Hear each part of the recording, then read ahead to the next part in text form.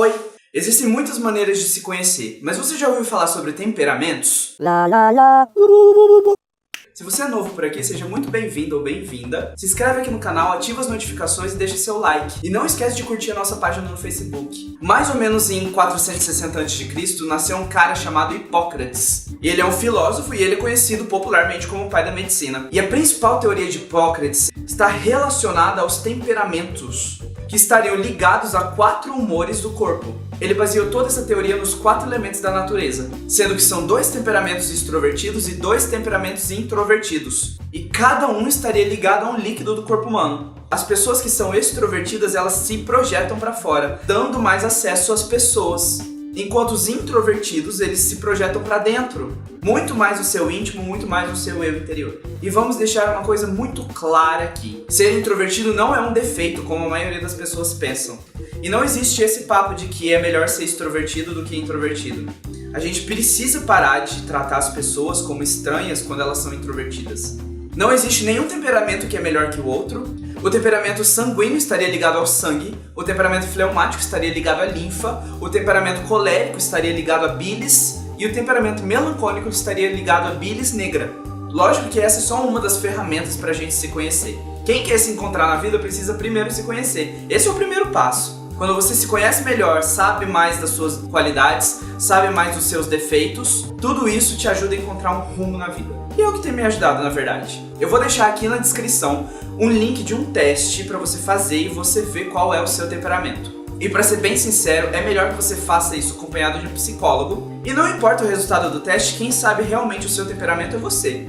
É você que vai conhecer melhor essa definição. Os temperamentos, eles vêm de fatores biológicos, então nós herdamos dos nossos pais e dos nossos avós, dos bisavós e para sempre. E todos esses fatores herdados, eles influenciam no nosso comportamento. Você sempre vai ter um temperamento predominante. Não existe possibilidade de você ser um divergente e ter o 5º temperamento e não se encaixar em nenhum grupo, ou de você ser um convergente e de ser o perfeito equilíbrio dos 4 temperamentos. Sério, se isso acontecer, parabéns. Então vamos falar desses 4 temperamentos, presta atenção. O primeiro temperamento é um temperamento extrovertido, e ele se chama sanguíneo.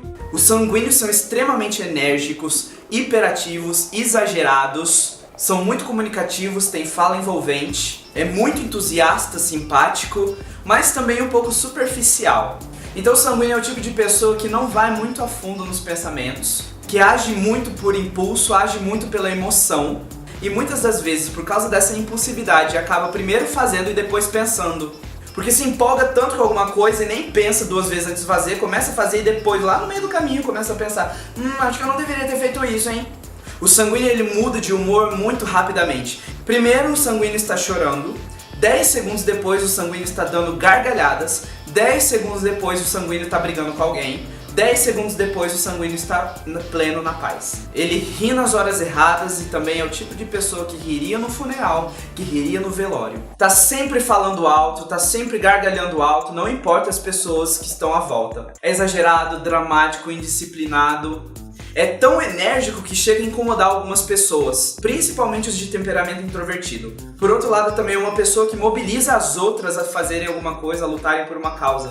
O sanguíneo está sempre de agenda lotada, porque como ele não sabe dizer não para as coisas, às vezes por não querer magoar as pessoas, por não querer ofender as pessoas, como também por um sentimento de querer abraçar o mundo e fazer todas as coisas ao mesmo tempo. Alguns exemplos de sanguíneo que você pode conhecer: o Bob Esponja, extremamente enérgico, extremamente hiperativo; o Cosmo dos Padrinhos Mágicos; o Phil Dunphy de Modern Family. Pra quem já assistiu Modern Family sabe que o Phil é uma pessoa que faz as coisas e pensa depois. O Barney de How I Met Your Mother, que, como todo mundo sabe, é muito bem comunicativo, tem a fala muito envolvente a ponto de conseguir todas as mulheres que ele quer. E também o Chandler Bing de Friends, que pra quem assistiu se lembra muito bem do dia que ele contou alguma coisa pra Rachel e depois ele reparou no que tinha dito. E eu não vou dizer o que pra não dar spoiler. O segundo temperamento que a gente vai falar é um temperamento contrário ao sanguíneo, e ele é um temperamento introvertido chamado melancólico. Os melancólicos, eles são muito mais interiores, muito mais profundos, nada superficiais. Eles são muito mais pensativos, bastante reflexivos. Os melancólicos, eles têm muita facilidade para se tornarem filósofos, pensadores, artistas e músicos. Ele é extremamente perfeccionista e detalhista, e ele tem a tendência de remoer o passado, de ficar pensando nas coisas que fez antigamente, nos erros que cometeu, nos erros que as pessoas cometeram com eles. É muito sensível, não tem muita iniciativa, não é muito proativo, se ofende com facilidade, é inseguro. E porque ele fica remoendo as coisas do passado, ele tende a planejar vingança contra as pessoas. Ele é bastante dramático. Como ele tem facilidade para produzir uma reflexão avançada, os melancólicos também são criativos. E não necessariamente uma pessoa que está sempre chorando, ou uma pessoa que está eternamente depressiva. Não. É simplesmente uma pessoa muito mais reservada. E vale lembrar outra vez que ser reservado não é um defeito. E talvez um desses melancólicos você conheça. A Violeta dos Incríveis, né? A menina invisível, toda tímida, toda quieta, bastante profunda em si mesma. A lindinha das meninas superpoderosas. O Hard do Lip Hard.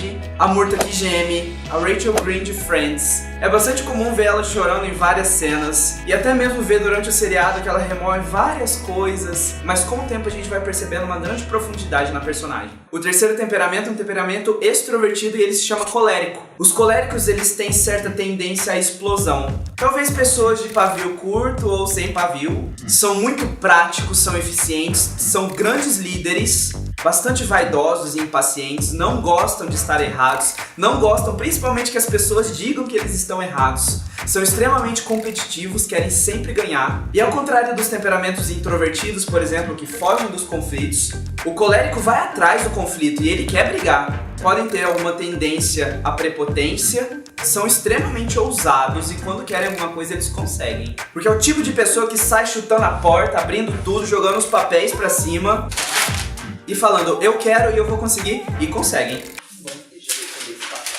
A Docinho das Meninas Superpoderosas é uma colérica. O Lula Molusco de Bob Esponja, talvez um pouco explosivo algumas vezes. Pra quem já viu Hell's Kitchen ou Masterchef Estados Unidos, sabe que Gordon Ramsay é um colérico. Do tipo bastante explosivo, mas muito eficiente, um grande líder. Bellatrix Lestrange de Harry Potter. E a Monica Geller de Friends, extremamente competitiva, querendo sempre ganhar e procurando briga. Provavelmente até um pouco familiar, porque o Ross também apresenta alguns traços coléricos. O quarto e último temperamento é um temperamento introvertido e ele é chamado fleumático.